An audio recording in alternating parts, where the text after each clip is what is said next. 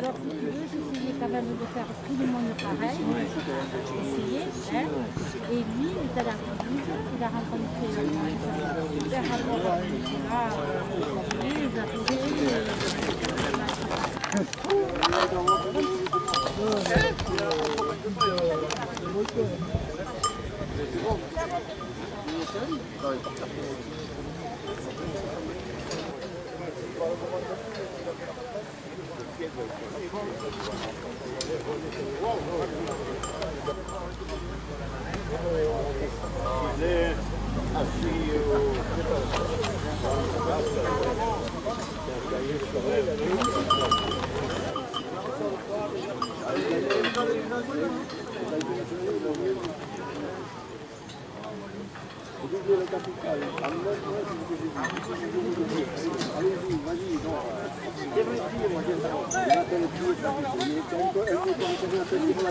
Bien, Claude, bonjour. Bonjour Christian. Alors nous rencontrons aujourd'hui pour la foire d'automne. Mais contrairement à l'habitude, ça se passait donc à l'Hospice de France.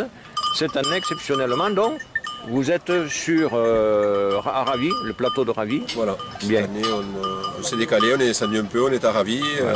On a été accueillis aussi un peu par la demeure du Vénasque qui a bien voulu voilà, nous accepter chez eux. Et voilà. Mais bon, après le site est très bien. Parce qu'il y a de la place, il y a de la place pour les animaux, pour les camions et tout, et en plus il fait très beau, donc des hamburgers à emporter. Il y a une restauration rapide et c'est des hamburgers maison avec du pain de campagne, du steak haché, de chez nous, enfin du fromage. Alors est-ce qu'il y aura de l'agneau par exemple? Est-ce que vous Non, il n'y aura pas d'agneau? Il n'y aura pas d'agneau parce que l'hamburger c'est avec le steak haché et on ne fait pas de steak haché d'agneau. Très bien. Voilà. Alors, à 7 h de la matinée, donc on ne peut pas montrer tes moutons dans la mesure où ils ont été vendus. Ils ont été vendus. Vendus et embarqués. Et embarqués, qui plus est. Donc voilà, tout. Alors, explique-moi la race la plus commune que vous élevez donc ici en pays de Luchon. Nous, c'est une race rustique, c'est la tarasconnaise. C'est une race rustique adaptée à la montagne et qui s'adapte très bien au climat, aux pentes et à la montagne. Donc il y a toujours eu, c'est la race principale à 98%, c'est la race qui prédomine ici dans les Pyrénées centrales ici. Ouais. Et donc voilà, donc aujourd'hui il n'y a que des tarasconnaises. On a des élevages, c'est des élevages extensifs avec... Ça consiste en quoi? L'élevage extensif, c'est un élevage où la bête produit, elle va produire un agneau par an, en moyenne un agneau par an. La tarasconnaise produit un agneau par an, et package au moins 9 mois de l'année. Voilà. Alors justement, pour revenir à cet élevage, nous nous trouvons là finalement avec des brebis qui ne t'appartiennent pas puisque tu m'as expliqué tout à l'heure qu'elles étaient parties. Mais ce sont des brebis qui sont prêtes à agneler. Elles sont à gestation parce qu'elles sont montées au Camsor ou au Pesson depuis déjà le printemps. Elles sont montées au 1er juin. Le 1er juin. Elles sont montées au 1er juin.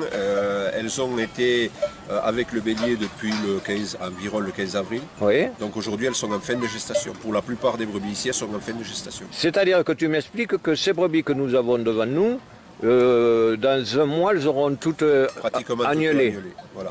Et c'est des brebis qui sont pour la reproduction. Aujourd'hui, elles ne sont pas vendues à des maquignons pour la boucherie. C'est des bêtes qui vont repartir dans des élevages pour refaire encore quelques années avec des agneaux. Alors si j'ai compris, donc c'est une vente entre éleveurs. C'est une vente à 90% entre éleveurs. Entre éleveurs. Oui. C'est des éleveurs qui veulent, alors c'est soit des jeunes qui veulent s'installer, soit des gens qui veulent changer un peu de sang aussi, mettre un peu de sang nouveau avec des brebis, des gens de l'Ariège pour croiser un peu les brebis. Mais ça reste quand même la même race. Hein. Alors je suis d'accord avec toi. Venons-en Venons-en à ces béliers. Ces béliers, vous les changez par troupeau, chaque combien à peu près? Justement pour renouveler, pour éviter la consanguinité. Vous changez le bélier dans un troupeau chaque combien? On dira chaque 3 ans. 3 ans, hein? Oui, on dira tous les 3 ans. Alors on évite la consanguinité et en amenant en fait des brebis nouvelles dans le troupeau. On amène aussi on amène du sang nouveau aussi et peut-être éventuellement des béliers des béliers nouveaux. Absolument. Alors au niveau des contrôles vétérinaires, donc comment ça se passe au printemps, déjà avant la montée en estive? Ici, toutes les brebis ont été testées bien sûr avant la montée et les services vétérinaires nous délivrent un certificat de provenance par exploitation. Donc toutes les brebis qui sont ici ont un certificat de provenance elles sont indemnes de toutes de 3-4 maladies, bruxellose, D'accord. et quelques maladies. Et le bélier, de la même façon, avant la montée en estive, lui aussi il aura été contrôlé. Il aura été contrôlé comme les brebis. D'accord. Et alors, le dernier... À la montée et à la descente. À la montée, à la descente. C'est-à-dire qu'en automne, vous allez retester toutes les bêtes. Toutes les bêtes. Voilà. Autant le bélier que les brebis. D'accord. On est content de pouvoir quand même faire une foire comme ça, parce que ça reste une foire professionnelle entre éleveurs, entre vendeurs et acheteurs, mais on veut quand même qu'il y ait que toute la population voit un peu comment on travaille. Et notre but aussi, c'est de discuter avec les gens pour montrer notre façon de travailler. En plus, c'est une façon de travailler un peu spécifique parce qu'on a les montagnes, on travaille avec les estives.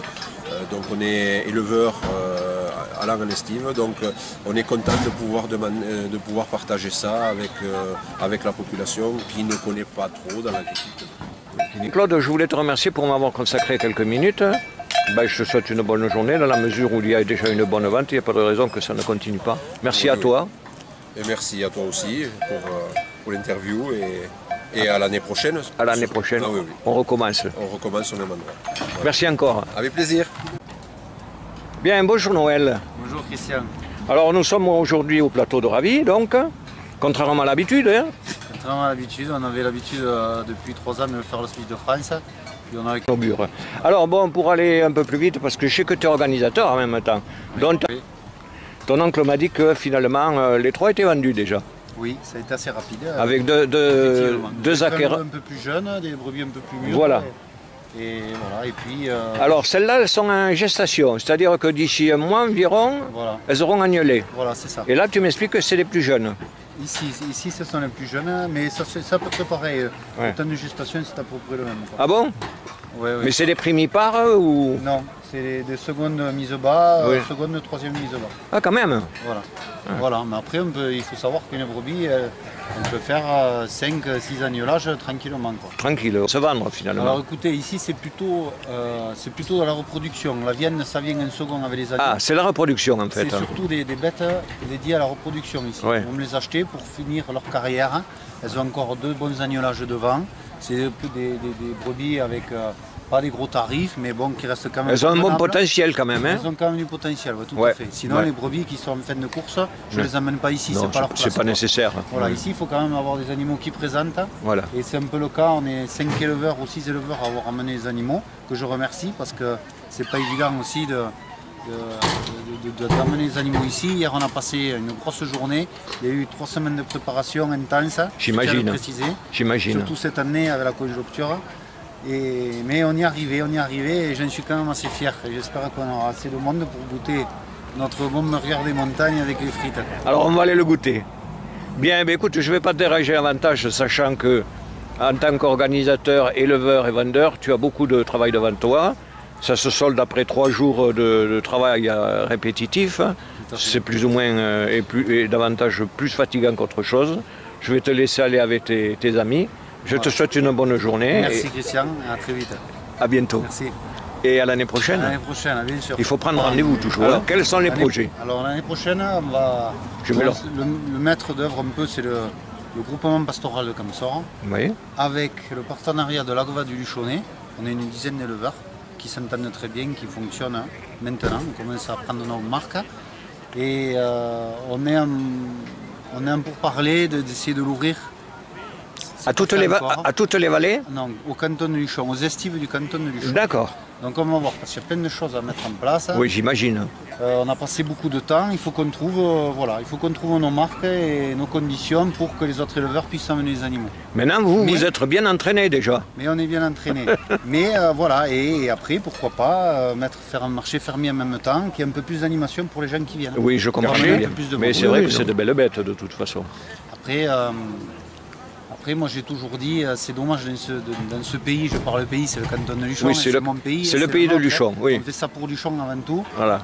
Avec tous les animaux qu'il y a dans ce canton, autant des vaches que des brebis, j'ai toujours trouvé dommage qu'on ait du mal tous ensemble à s'unir pour arriver à faire des choses comme ça ici. Pour faire voir que, de toute façon, comme on dit, l'union fait la force. Hein, c'est l'union qui fait la force. En plus, c'est des beaux produits. Le monde appelle le monde. Ben voilà, exactement. Donc je dis, et puis autour d'une belle fête, ça clôture vos estives, voilà. Ça clôture une année d'élevage, etc. Et moi, je trouve que c'est un bon final. Tout à fait. Bon, voilà. Bien, Noël, merci encore. Allez, merci Christian. Au revoir. Au revoir.